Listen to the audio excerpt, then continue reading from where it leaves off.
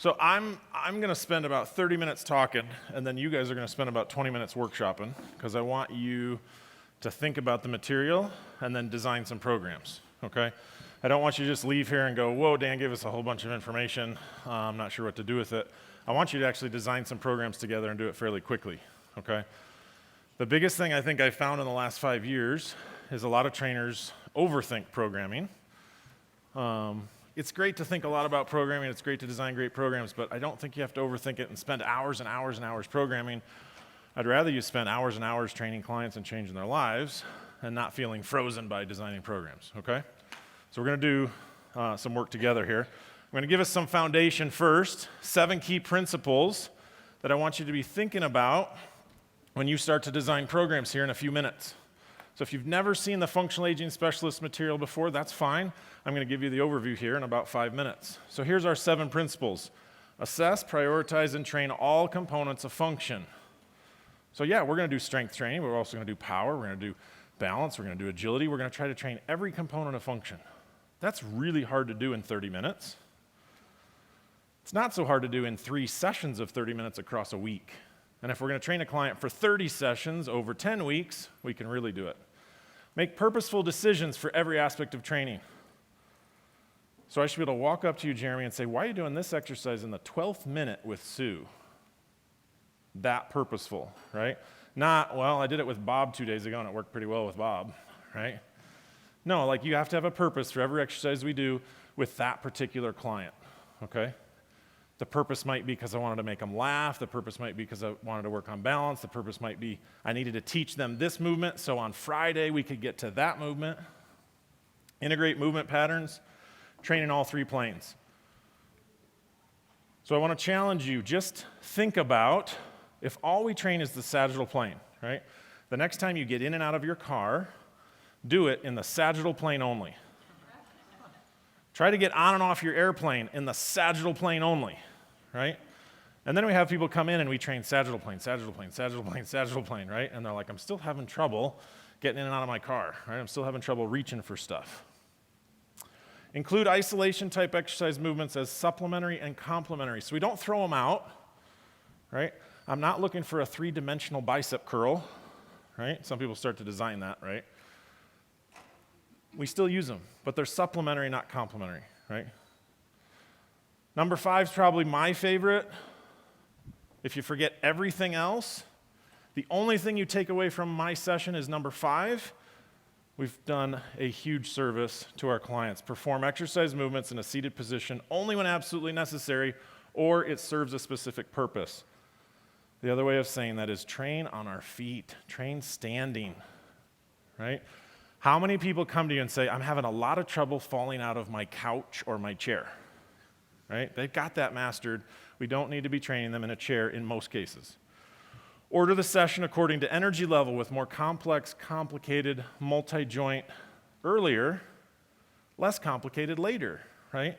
So chair-based activities might be the last half of the session when they're too fatigued to do agility work, right? I might do a seated leg press or a seated chest press at the end of the session. Okay? And lastly, maximize client safety. Doesn't do us any good if we perpetuate the myth of trainers hurting clients. So we've got to make sure we're keeping clients safe. Okay? So functional program design, when we're thinking about it at the Functional Aging Institute, we're primarily thinking about these 6 core areas. Now here's the thing, no individual is the same, right? So some people need more of one area than another. Right? So there is no magic perfect program, there's no magic exercise, there's no magic design. People are like, well, give me the perfect workout. I'm like, well, I can give you the best workout, but guess what? You're going to need a different one next week and a different one a month from now and a different one for a different client, right? So we've got to prioritize, and then we've got to try to address all of these, right? So I don't care if someone comes in and their primary need is strength, right? They can't get out of a chair. We still have to do some balance, some mobility, some cardiorespiratory, right? We have to be doing these other things. And the cognitive emotional for some people is huge. I'll give you an example of B. B came into us.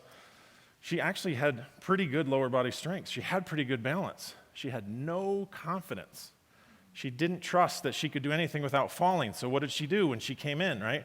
She's like, well, I don't want to do it, right? We're like, B, take a big step, right? You can do it. For her, it was confidence. The cognitive emotional was huge. She had fallen in her neighborhood, and it totally wrecked her, right? She's like, I don't feel safe walking to church. I don't feel safe walking to the bank. I don't feel safe walking to the grocery store.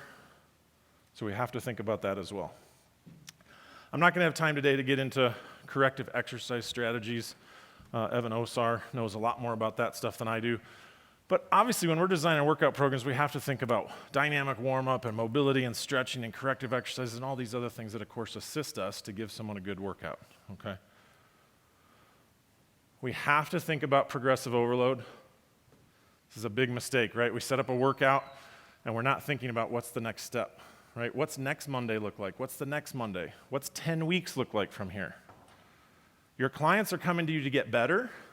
They're not coming to you to stay the same, right? Do you all agree with that? So we have to overload them, even if it's baby steps. So here's just some typical warm-up things. We're not going to do this today. So some of you are going to design programs, and immediately people are going to go right to their favorite warm-up drills. Skip that. We've already done it. You've done the best warm-up, okay? Pre-exercise mobility drills. Emily Splickle teaches short foot drills. There's hip and spine and shoulder warm-up things we need to do. All sorts of things we've got to do just to be ready to start working out, right? We want to do a dynamic warm-up, get the blood flowing, get the heart rate up. Then we're going to design some multi-component training. And then, of course, we want to have a flexibility program too. We're not going to cover that today. But this would be a typical exercise program structure. Some clients might be able to do their pre-exercise mobility drills in 5 minutes. Some might take 15 minutes. Some need more time. Some come into the facility. They're going to spend 10, 15 minutes getting ready to train with you. That's the ideal. But what's the real? Right? They show up 2 minutes late. I'm like, great, we haven't done all the pre-work, but now we're going to try to do the best we can. Okay? So there's the ideal, and then there's the real reality. More mobility drills for the foot, the ankle, the hip, the spine, the shoulder. So this might be the first 10 minutes of your training session if this is what these clients really need. And that's totally fine. Right? I thought Jeff did a great job showing, that toe lift exercise is actually really important for a lot of people over 70. It just wasn't shown in a very inspiring way, right? So we need to do some of these mobility drills at the foot and the ankle. Ankle pumping, circles, standing calf raises, all these things are great mobility drills. So I want to walk you through different levels, and I want you to think about, how do I train 6 people, 3 of whom are frail, 3 of whom are transitional frail? That's what I want to be thinking about today. How do I train people at different levels at the same time in the same group? So if we're thinking about the frail people on our spectrum, we know we're going to have some sarcopenia. We know we're probably going to have some dynapenia, some loss of power. We're going to have fall risk, right? I mean, these people are in the frail category. We're probably not starting out with box jumps, right? We're just glad that they made it from the door into the session, right? They're coming in with their cane or their walker. We want to move their fall risk, right? Poor basic mobility, poor gait, lots of health conditions in a lot of cases, right? Congestive heart failure, osteoporosis, osteoarthritis, higher potential for some cognitive issues, lower energy levels, definite higher risk of injury in your session. And you should always, always be thinking about, what situation am I putting them in where they're at risk for a fall in this session? Right? So we're not going to turn them loose on an obstacle course unspotted. We're going to do obstacle courses with them. We're going to do challenging balance things with them, but we're going to do it in a way that we know we're there, or there's a wall there, they're not going to fall. Okay? Transitional frail, or pre-frail, they're going to have some sarcopenia and dynapenia, right? I mean, these are not the most powerful older adults. They're going to be moderate to high fall risk, poor to adequate basic mobility. They're going to have much more gait mobility. They're probably not using a walker. Might be using a cane, but probably don't really need it, right? They're those people that, I think you could probably chuck your cane. They're like, oh yeah, I just use it just in case, right? Just in case of what, right? Like a major rainstorm, or it gets dark at 2 o'clock in the afternoon, right? It's sort of just their It's a security blanket, right? Right? They're using a cane as a crutch, what you just said. They're going to have some comorbidities, but they're certainly not as sick as the frail, okay? Definite risk of injury if we train them too hard too early. We have to be thinking about that. We want to get to training them harder, but we got to start out soft and easy. And then let's look at the independent. Lost my mic, Austin.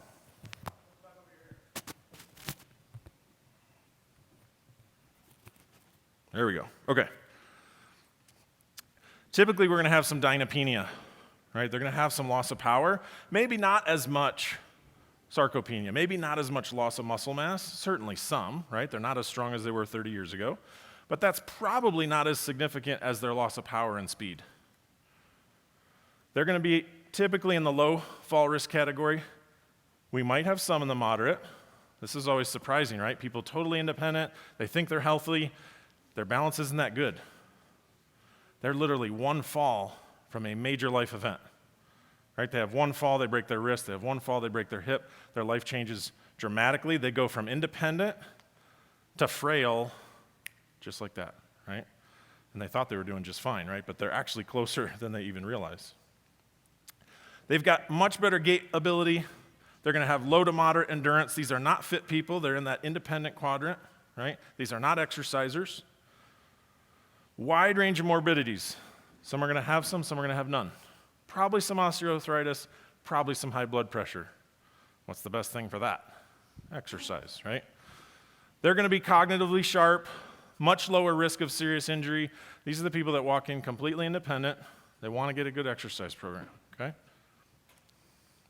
Then we have the fit category.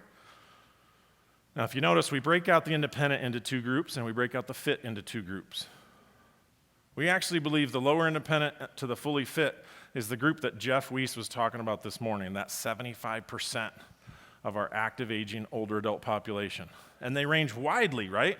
From fully fit people like my dad, who literally would go out and play softball with you right now if you asked him, right? Like, oh, there's a game going on, can I get on a team, right? I couldn't get my team to come to the National Senior Games. Is there one I can join, right? He's fully fit, can do anything, right? And if you offered it to him, he probably would, right? He always signs up for 3 softball teams. I always tell him that's one too many. Every summer, he's like, hey, can you play for me on Monday night? I have 2 other games. I'm like, Dad, I did not sign up for your softball league, and I'm not your fill-in. He's in the fully fit category. The semi-fit category is going to be a little bit bigger in the fit category. These are people that they exercise, they work out. They're probably not quite at that level of downhill skiing and water skiing barefoot and doing some of these really high fit activities, right? So big group here, and then the higher independent and the lower independent, obviously those vary, right? That higher independent group, those are our walkers, our hikers, people that are active but not really exercisers, not fully fit. And then we have the lower independent, right? And we picture the lower independent, sort of that grandma cooking at home, right? She's still hosting Thanksgiving, but she's literally one illness, one injury, one fall, one incident from being in the frail category. Right, like my dad's fully fit. If he goes out and tears his hamstring running the 50, he's going to completely come back from that. He's not going to go from fully fit to frail, right? So what are the impairment level factors that are vital for function? So your client is right here, right? They're standing in the middle. They're saying, I want to function better, I want to move better, I want to perform better, I want to do whatever it is I need to do in life better, right? I want to go to the Himalayas, like Martin Pisani just did, right? I want to function at my peak, whatever that might be for me at this time, right? So we've determined that means you need some musculoskeletal. That's where strength is. Strength is vitally important, but it's only one piece, right? Neuromuscular is huge, right? Doesn't do me any good to be strong if I can't move, right? I have to have some agility. I loved that Jeff shared about pickleball. You have got to tap into pickleball. I got a client recently from pickleball. The husband had been training with us. Andy had been training with us for about 6 months, maybe 8 months. They go to Florida for about 3 or 4 months. one downside of Indiana is snowbirds. I lose my clients for 3 or 4 months.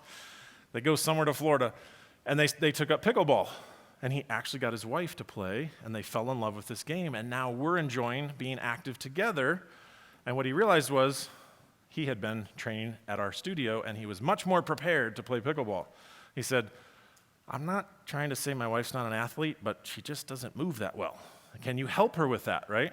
I said, we can absolutely train her neuromuscular function. That's not how I said it, right? He's like, what is that, right? I said, we can absolutely train her coordination, her agility, her ability to move. We can absolutely train that, right? He was like, oh. He's like, all I thought we were doing here was strength training. I'm like, well, did you notice how much better you move? He's like, yeah. I'm like, we've been training your agility and your movement quality and all of that, right? So she became a client. I don't think she had any interest in training with us, but she wanted to be better at pickleball. In fact, when she came in, she was like, do you think I could move, when he wasn't in the room, do you think I could move well enough I might be able to beat him in one of our... I said, probably if you train long enough with us, right? The cognitive emotional piece is huge. I'm not going to really touch on that much. Ryan is going to hit that in his session. Mobility, balance, and cardiorespiratory. So I want you to be thinking, when you're designing programs with each other here in a few minutes, I want you to be thinking, wait a minute, how are we hitting at least 4 different domains in a training session, right? If you can hit 5, that's great. You might even be able to hit all 6. Some of them overlap, right? I can do a strength task that overlaps into balance, that even overlaps into confidence, right? Those are great. Focus areas differ depending on our level, right? If you have a fit client come in and you throw them into a frail training program, do you think they're going to come back? If you have a frail client come in and you throw them into a fit training level session, are they going to come back? They might not even survive the first session, right? I tell most of my clients, we don't really kill you till session 5. Because at that point, we have you hooked and we know you're coming back. So when we're doing small group personal training, we have to think about how we group and schedule our clients. You can train frail and transitional frail together, maybe even lower independent. But then we have to have a next level group, right? We have to have our higher independents with our lower fits. And our fully fits, kind of those crazy fitness junkies, are probably going to have to be in the advanced group, right? So we can't just throw them all in together necessarily. So here's an example of some training programs, and then I'm going to show you guys how we're going to grid this out so you guys can do it together. So here's a level 1 low function. This is a frail person. They've not been exercising. We're going to start with some chair stands. If they can, we're going to try to get a little bit of speed, maybe a little bit of power, right? Like, can you get out of that chair as fast as you possibly can, Ryan? And it might look exactly the same as they did just doing a chair stand, right? But we kind of want to see how much speed can they give us. Then we're going to do a heel-toe tandem walk. Then we're going to do a standing 2-arm chest press. Resistance bands are great. Kaiser cable machine's great. Lots of ways to do that. Then we're going to do a single leg stand, eyes open. Just stand on one foot for a few seconds for me. Then we're going to see how long they need to regroup. Keep hitting the forward instead of the laser, right? So that gap might be 30 seconds. For a higher level one, it might be 2 minutes. It might be, I really need to sit down and catch my breath. It might be, I need to go to the bathroom. Because guess what we just did for about 5 minutes? Right? We agitated their whole system, and now they're like, oh, I didn't realize I need to use the restroom, right? You better build that into your programming, because at some point, somebody's going to need to go to the restroom. This is a frail client.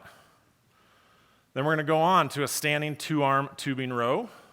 Then we're going to do a wide walk, right? We did a skinny walk, tandem walk. Now we're going to do a wide walk. Straddle that log as wide as you can, Mrs. Jones. Then we're going to do step-ups, alternating legs. This could be lower body strength. It's definitely going to be cardiovascular. These might be the most stairs they've climbed in a long time. They're going to be gassed. So then we're going to do something really intense after the step-ups, right? We're going to do little ankle sways, right? Just sway at your ankle, right? Give them a chance to recover.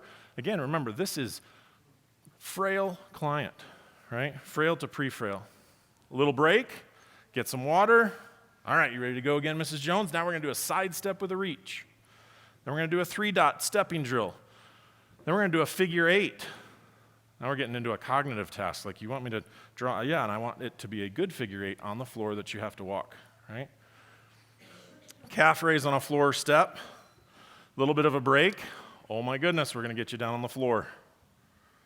But if you notice, I haven't gotten them down on the floor yet. And I'm only getting them down on the floor at the end, and they only have to get back up one time, and that's to go out the door, right? I'm not going to get them up and down several times. And I'm probably going to get some resistance right here. Like, do I really have to get down on the floor, right?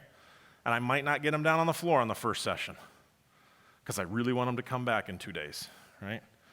So I might modify that and get them on a table or a platform where they feel a little more confident, right? But eventually, in the first couple of weeks, we're definitely getting them down on the floor, and we'll give them as much help as they need to get back up, even if it's a group of 5 or 6, okay? So that's a level 1. Notice what a level 2 looks like. We're going to jump quite a bit now as we get into that lower independent and independent category. So now we're going to do a little split stance squat. We're going to do a step over a dog front and back. How many people have fallen because their dog tripped them, right? Lots and lots of people, right? Did your dog trip you or did you not step over it, right? And a lot of times we step over it with the front foot, and then we catch it with the back foot, right? And we do that with parking curbs all the time. I don't know where the parking curb just reached up and grabbed me, right? It's like, well, you stepped over it, and it's really hard to recover from a fall if our back foot gets caught, right? Because what do we have left to catch ourselves with? Not much, right? So we're in trouble. So we got to step over things. Push-ups.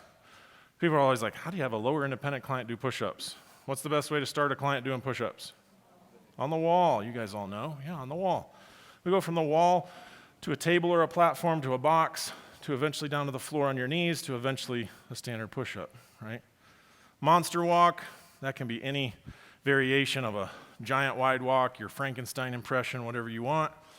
Standing reciprocating tubing row, a little more complex than just our standing 2-arm row. A lot more cognitive demand with, whoa, wait, I'm going right and left at the same time. Sleeping dog side to side. Standing reciprocating chest press. Crossover walk, so a little bit harder than the tandem walk. Now I'm crossing over, okay? Standing alternating lat pull down, heel toe rocks, side step ups, side lunge, and then we're going to finish with our floor work. Notice I haven't gotten them up and down much at all. This is level 2. We haven't gotten to a higher fitness level where we can get up and down a whole bunch, okay? But now I'm doing a little bit harder floor work, right? Doing a bridge with some marching, a bird dog with some alternating limb movement. It's getting a little bit harder, okay? All right, I'm going to go through level 3 pretty quick because I want you guys to start working. Front back lunge, a lot more dynamic, right? Now we're getting into that fit category, right? These aren't the crazy super fit junkies, but this is higher independent to semi-fit. Bushwalk. Everybody know that one? I'll demonstrate it. Austin's not in the room. I don't think he's video recording this. So this is a dog peeing on a bush, right? So bushwalk, standing 1-arm, tubing shoulder press, single leg stand. Now we got eyes closed. 30-second plank. So we're hopping down on the floor. We're going to do a 30-second plank. Notice I only have 2 breaks in here. Now, depending on this fitness level, I might repeat all 5 of those again because I know I can get through this whole workout twice in 30 minutes, right? So I might do all 5 again, then take a quick break, go into a standing 1-arm tubing row, karaoke, standing 1-arm chest press, walk the line on your knees, on your toes. That's pretty hard to do, right? Knees up, tiptoes, walking the line. So we got higher functioning people here. 30-second plank. Another series. I love the single leg airplane. Right? All kinds of things we can do with that. We can add a cognitive task to this, right? Bank left. Bank to your other left. Right? 30-second plank. All right, let's look at level 4. These are designed for 30 minutes. Yeah. So what I usually tell people is you can take this workout and make it 20 minutes if you want. You might not be able to get through all this in 20 minutes. You can definitely get through all this in 30 minutes. You can probably turn this into 40 minutes just by doing some of these twice. You can certainly turn it into an hour by doing everything 2 times or even more, okay? Back reach to front lunge, backward crossover walk on your toes. That is really hard, okay? So I'm on my tiptoes. It's definitely hard in dress shoes. And I'm going to cross over my line every time. That's tough to do. And guess what? No one over 70 likes to go backwards in any context, let alone on their tiptoes, crossing over. That's hard. Power squat, single leg stand, eyes closed, body leans. You want them to move around. 30-second marching plank, so you can introduce harder levels of planks now. Rear lunge with a one-arm row. These things should start to look like your workouts. You should almost go, this is harder than the stuff I'm doing training myself, right? Power punch with tubing, ladder drills, all kinds of ladder agility drills you can do, 30-second plank rolls, crane kicks. That's supposed to say single leg airplane, eyes closed, right? We got to fly the plane, radar controls only, no vision allowed. That gets really interesting, okay? All right, now we're going to get into groups. You're going to have to work together. So look around, we're going to get into groups of 3 or 4. When you're scaling movements, when you're thinking going from level 1 to level 2, because what I want you to do is to design a workout, but at the same time think about, how would I make this a little bit easier and a little bit harder? How could I quickly go, wait a minute, I didn't know 4 hip replacements were about to walk in. How can I make this a little bit less intense, right? Or I didn't know 4 people more fit were about to walk in, right? So how can you easily make it a little bit easier, a little bit harder, right? So ways you can regress, ways you can progress, okay? So here's what I want you to write down. Use your notepad, grab your FAI booklet. You have to come up with at least 6 exercises. You could easily come up with 12. If you get in a group of 4, each of you have to come up with 3 exercises. Just name your favorite 3 and figure out which domain you want to put them in. This really isn't that hard. You guys could probably leave here with a dozen workouts designed if you start working together. So musculoskeletal, neuromuscular, balance, mobility, cognitive, cardiovascular fitness. Now you've got subdomains of each of those. I'm not necessarily worried about the subdomain, but you might say musculoskeletal, I want to work on power, or I want to work on strength. Balance, I want to work on postural control strategies. Mobility, I really want to work on ankle foot. That's fine. If you want to geek out on the subdomain, what's the movement pattern, right? The pattern is actually, tell me the exercise, right? So you might say muscular strength, I want to do a lower body strength, I want to do a squat or a chair stand. That's the pattern. And then level 1, level 2, level 3, right? How do you make them different levels? Is this making sense? You see how this works? Okay. So this is kind of then what the workout would look like, right? Level 4, level 3, level 2, level 1. I've got a movement pattern that's a push, a movement pattern that's a pull, a hip, a knee. Okay? So I'm going to go back to the grid, and I want you guys to start working for about 12 minutes. Okay?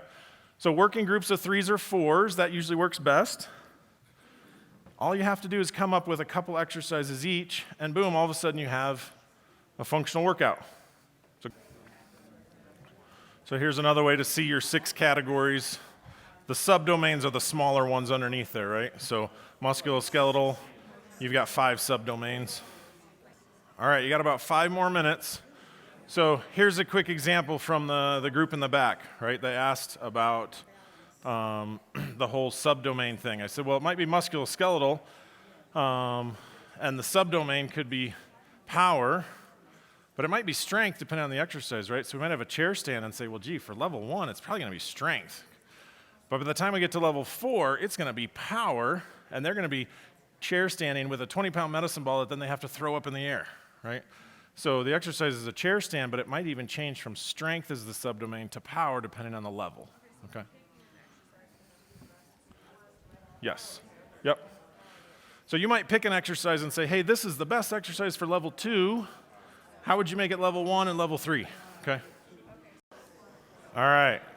I need 2 volunteers from 2 groups to go to the mic. These are usually the most brave and adventurous ones that jump up quick. But I want to hear from your group. I don't care if you didn't finish. You might need 15 more minutes. But I want to hear what your group came up with. Come to the mic and share so everyone can quickly hear how quickly you can design something. Okay? All right, we got one volunteer. We need one more. It's Suzanne, right? Yeah. All right. From Michigan? Yes. All right. Okay, let's hear what you got. Okay, so we did, for muscular strength, the push-ups. Okay. Level 1 wall push-up. Level 2, more of a tabletop, again, depending on their ability. Okay. Level 3, into a knee push-up, or, on their knees, or even like a higher step. And Okay. level 4 is on the floor and craziness. All right, great. You got Want anything more? else? For neuromuscular, we are using a ball. So level 1, catch the ball in 2 hands, 1 hand, seated, and then maybe they can cross over. Okay. Level 2 would be standing, doing the same thing. Level 3 would be on 1 leg. Whoa, And all level right. 4 would be lateral hops, maybe doing math at the same time. Lateral hops while doing math while playing catch? Yes? Sheesh. Okay, that's pretty hard stuff. All right. I like it. Talk to Ryan. Yeah, somebody's been to Ryan's session. Yeah. All right, we did cardiovascular, mountain climbers. So level 1, hands on the wall, high knees, slow temp, just bringing the knees up. Level 2, elevated forearm plank, bench, box, whatever you have. Get up to a more moderate temp. And then level 3, full plank on the floors, maybe adding some directional cues with a higher tempo. Okay. You got anything else? Oh, yeah. All right, let's hear some more. Okay. We did gait, lateral step. So level 1, fingers on the wall, doing that big step up over the bush. So gait, are you meaning, so this was your mobility? Yes. Okay, great. So fingers on the wall for level 1. Level 2, high step, maybe with an arm reach. So reaching up and across or down. And then level 3, high step with a hip drop. Okay. All right, great. All right, thanks. So you guys were doing, I walked around, you guys are doing great work. And you kind of have to know your clients. A lot of you might not even have level 4 clients. So you really only have to design for level 2 and 3. For the most part, most of your clients are going to be level 2 and 3. You're not going to have as many level 1 really frail clients, right? You'll have some, but not as many. Most of your programs are going to be designing level 1 and 2. How do I make it a little bit harder? How do I make it a little bit easier, right? For the same group at the same time, right? And then the confusion is, wait a minute, and your clients will even be confused, right? I talked to this group over here. They're like, well, wait a minute. Is this really a neuromuscular exercise? Well, if your goal is reaction time and coordination, right? Like they talked about doing a marching drill back and forth to a 1, 2, 3 count and then reacting.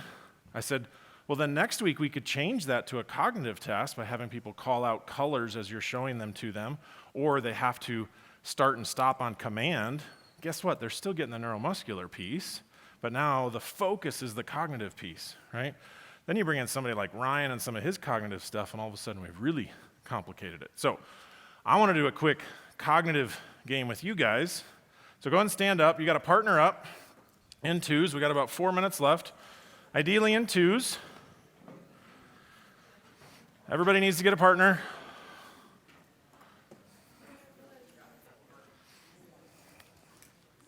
Fitness people are the most social people until you ask them to get into partners of twos. Like, come on, let's go. Everybody got a partner? Okay, this is a really hard game. Some of you have probably played it before. You got to be able to count to 3. 1, 2, 3, okay? So you turn and face your partner, okay? So I'll use Christian and Rosa as examples. We'll watch them first, okay? So Christian's gonna say 1, and then Rosa's gonna clap her hands, and then Christian's gonna say 3, and then Rosa is gonna say 1, and then Christian's gonna clap his hands. So the clap is on 2, and then it's 1 and 3, okay? All right, nobody's got it. Okay, Christian will say 1. We'll do it really slow. Christian, you say 1. So that was 2. Comes back to Christian. 3. 1. 3. All right, they got it. Okay, they got it. So we're going 1, 2, 3, back and forth. But the two is a clap. Okay, the 2 is a clap. All right, ready? Go.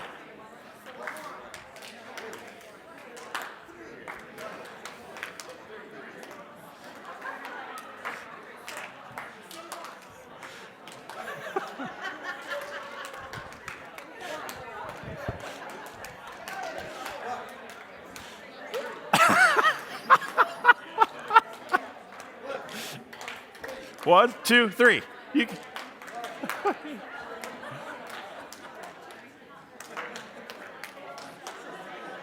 But you keep going, you keep going. All right, stop for a second. Okay, so it's 1, clap, 3, 1, clap, 3, 1, 3, 1. So, of course, you're thinking, wait a minute, when does the clap come? Okay, now, I know you guys had trouble with that. We're going to get harder, okay? 1, 1. So the 3 now is a stomp. I don't care if you jump or stomp, okay? 1, 2 is a clap, 3 is a stomp. Go.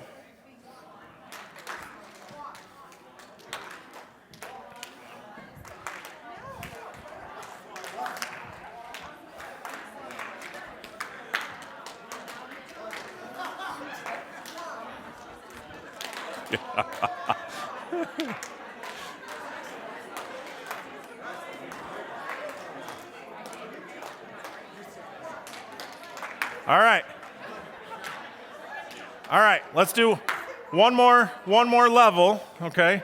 So we could make this a more powerful activity, right? We could add more to it. It's definitely a cognitive task. I've never seen so many people struggle to count to 3, right? You're like, why is this so hard? So 1 is still gonna be 1, okay? But you're gonna raise your hands, right? So you're gonna go 1, okay? Person going 2 is still clapping, okay? And then 3 is gonna be a jump, okay? So it's not a stomp, but it's a jump. So we're adding power to it, okay? All right, so you got that. 1 is up, 2 is still a clap, 3 is a jump, okay? Go.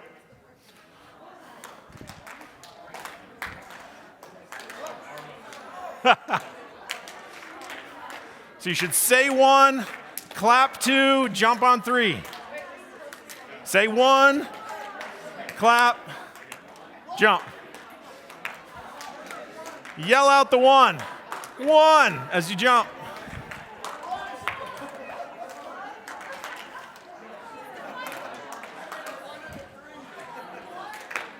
Do that all by yourself. Amanda's doing it all by herself. All right, that's great. Okay.